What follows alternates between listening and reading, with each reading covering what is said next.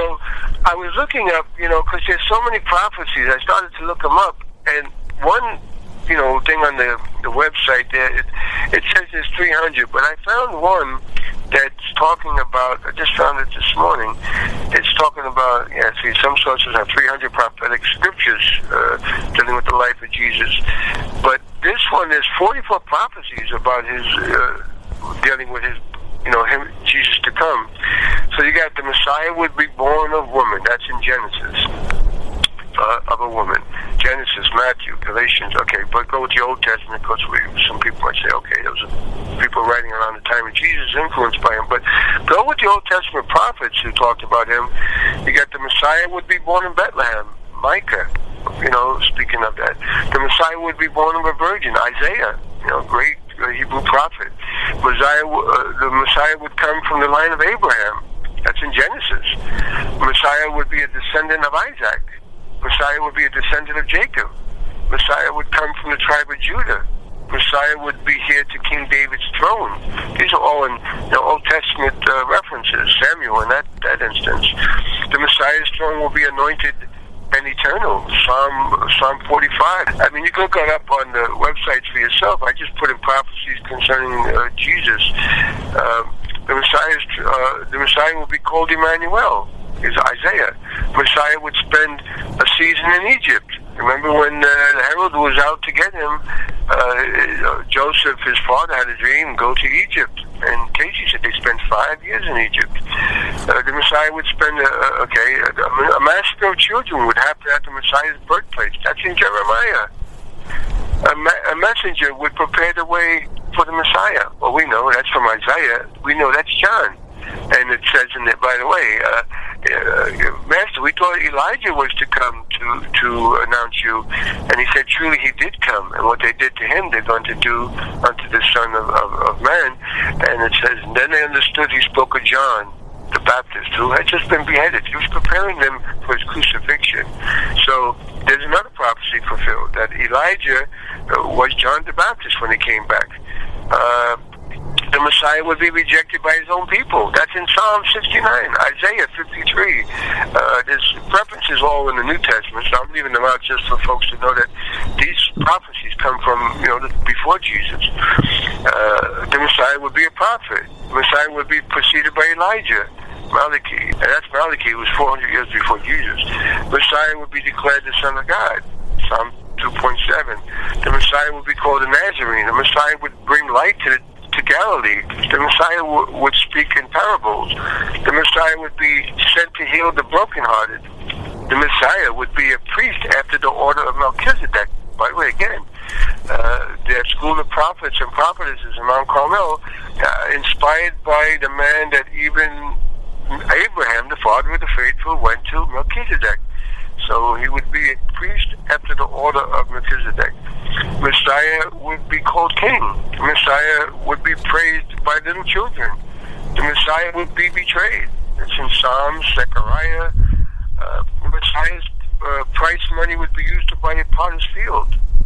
The Messiah would be falsely accused. The Messiah would be silent before his accusers. The Messiah, Isaiah. Messiah would be spat upon and struck, Isaiah again. Messiah would be hated without cause. The Messiah would be crucified with criminals. These are Psalms in the time of David written. The Messiah would be mocked and ridiculed. Soldiers would gamble for his garments, again in Psalms. His bones would not be broken. The Messiah would be forsaken. Messiah would pray for his enemies. Soldiers would pass the Messiah's side, Zechariah. We're coming to the end of these here. Messiah would be buried with the rich. I think there was that one of the high priests actually offered up one of the tombs there. I think Nicodemus, right? Nicodemus? There you go. Nicodemus, the one who, in case you said that his wife is the one who made the robe for Jesus. He would be seated at God's right hand. The Messiah would be a sacrifice for sin. So these are 44 from the Old Testament. And of course, on the other side of the column, there's the New Testament, disciples speaking of his coming. That was even announced going back to Eve, when even in the garden, she was told that one would rise up and bruise the devil's head, I'm sure it'll give him more than a headache. So just listening to that is giving me the chills of just the magnitude of this. It's even what you said about it's even bigger than than words can express. But yeah, we could be on the phone. No kidding. We could be on the phone the rest of our lives because it's an eternal story of an eternal love, which we are a part of. And just as on the planet, we can't get rid of water. It's we know more is nothing. It's ice, it's water, it's gas. Ice, water, gas. So we're much more, than water. And again, people like Cayce, who can lay down and diagnose people and be the most documented, spiritual psychic America's ever produced, if not the world, when he's seeing things that were verified so many times over, without his human eyes, it verifies that something invisible is real and is intelligent. And by the way, when I say him, he always referred to the Master of Masters. He always talked about Jesus the Christ. And Jesus himself always referred to the Father and the Mother that came through him. He had that humility not to say, like a lot of humanists, I do it all alone, I don't need a God. Or, and then you get the other side thinking, we don't have to do anything. But it's like that Michelangelo painting, in the Vatican. The finger goes up, we make our efforts, but God being spirit and seeks such to worship. Michelangelo didn't show the fingers touching because that's a way to depict spirit, in communion with each other. So we look up, we make our efforts, but we always in humility, receive the grace so we can continue to not only grow, but to also to be used, like Lao Tzu would say, do by not doing. How do you do by not doing? Well, when you're meditating, you're attuned to the universal consciousness, and just a mere thought, a prayer, has wings, strong wings, to even heal somebody, or see things with the all-seeing eye that's depicted on the dollar bill, that's representative of what's in us when we wake up to our divine nature.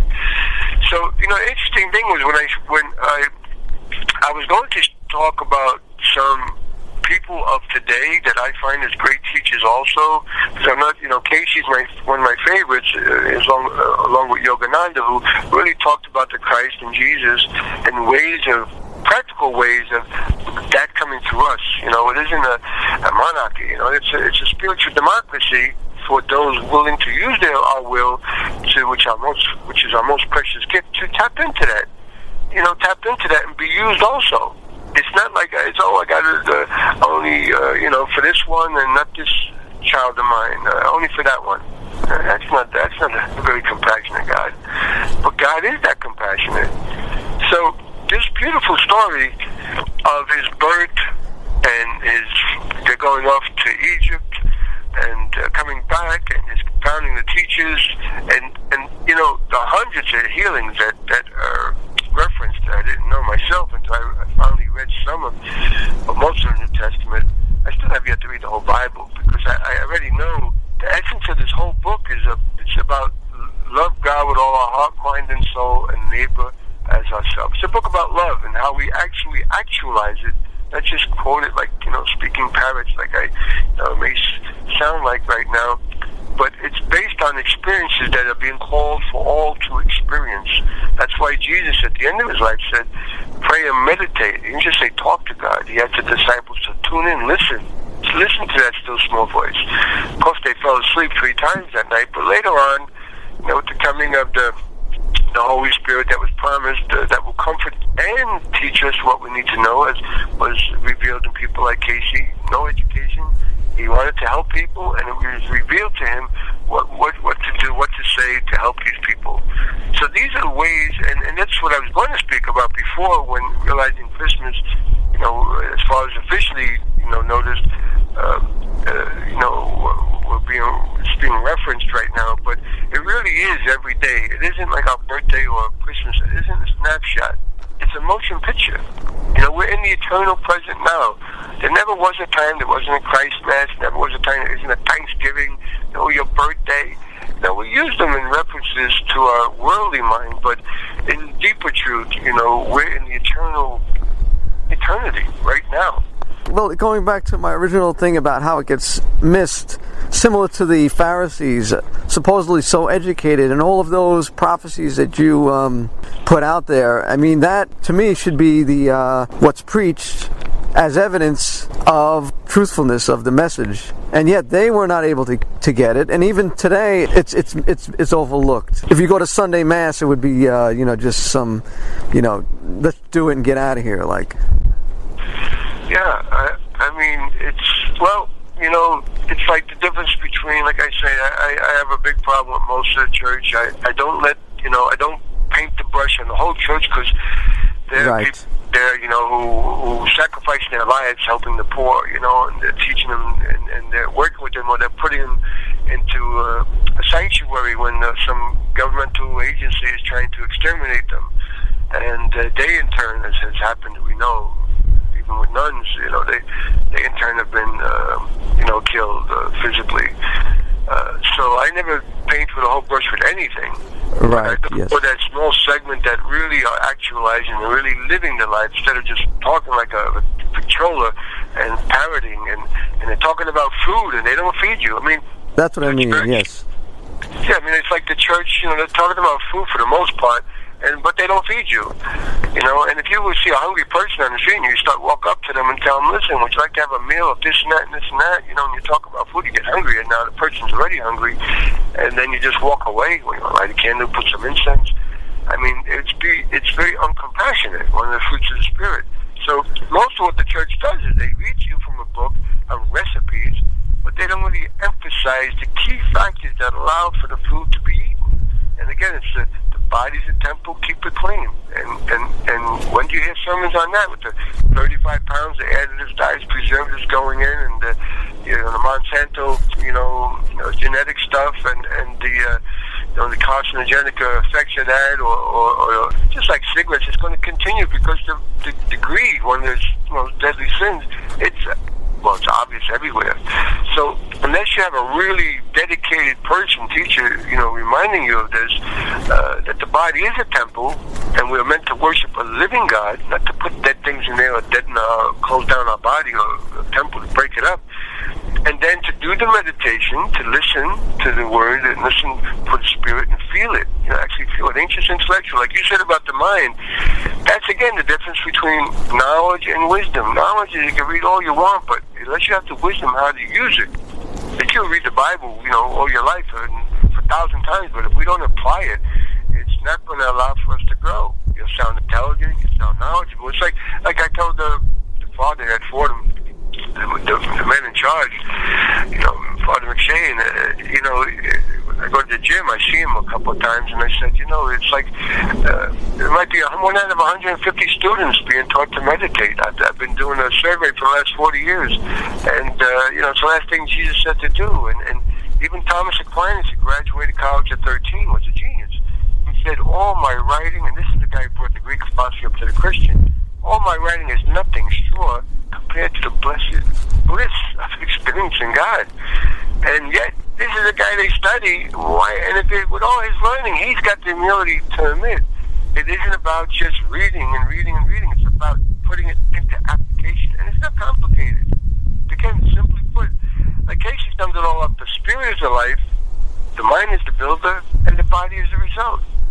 So acting upon it like a scientist. Even God says, prove me. And the Bible says, prove me. He doesn't say just believe me. He says, prove me. Be like a scientist with your mind. Challenge him. But put these things into practice, see if you get the results promised.